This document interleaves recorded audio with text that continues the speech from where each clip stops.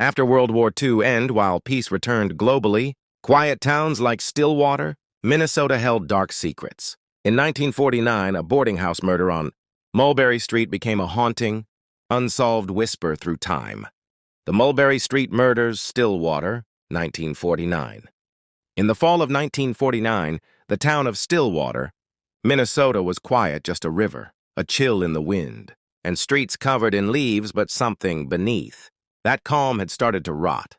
At the edge of Mulberry Street stood an old boarding house, home to 7 residents, all drawn by low rent and the promise of peace. It was run by Eleanor Kane, a retired nurse known for her strict rules and her refusal to ever enter. Room 3B after dark. 6 tenants lived there that fall. A piano teacher, a traveling salesman, a war widow, and a quiet girl named Ruth, who kept to herself. The house itself felt suspended in time. Faded wallpaper, creaking floors, and lights that flickered even when the wiring was new. It began with the radio. On October 12th, Eleanor came downstairs to find it, playing static in a thin trail of blood, leading to an empty chair. Upstairs, the salesman, Thomas Reeves, was found in bed, peaceful at first glance until they saw his neck. No signs of a struggle, just silence. Strangely, the bathtub had just been scrubbed spotless, not a single fingerprint, not even his own. The next day, the police found the attic window open, though no one could explain how. The fog rolled in so thick, they said it swallowed their voices. That's where they found Ruth, curled in the attic, clothes torn, too terrified to speak. Beside her, a sketchbook filled with haunting images, faceless figures, one holding a knife, another standing over a bed, no names, no eyes. One drawing showed the kitchen table, 6 chairs, one face scratched out.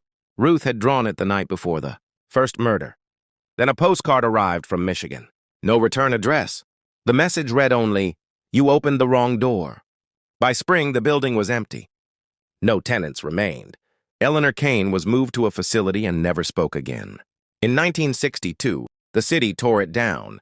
But before demolition, workers found a shoebox in the walls, a broken watch, a scorched sketch page, and the handle of a knife. With dried blood, the final sketch showed 6 chairs around a table, one overturned. The words, "We're still missing one." Today, the lot on Mulberry Street is just snow and silence. No plaque, no mention in town records, but sometimes, when snow covers the ground just right, people say, you can still see the shape of a table, one chair out of place, and if the wind's slow enough, you might hear a radio humming, playing a song no one remembers. Some swear they've seen a face in the fog, watching us and waiting, because not every room that locks from the inside is truly closed. The Stillwater Boarding House is gone, just quiet land remains. Files forgotten, names erased. But the story lingers, in shadows, broken things, and sometimes a radio playing where no one should be.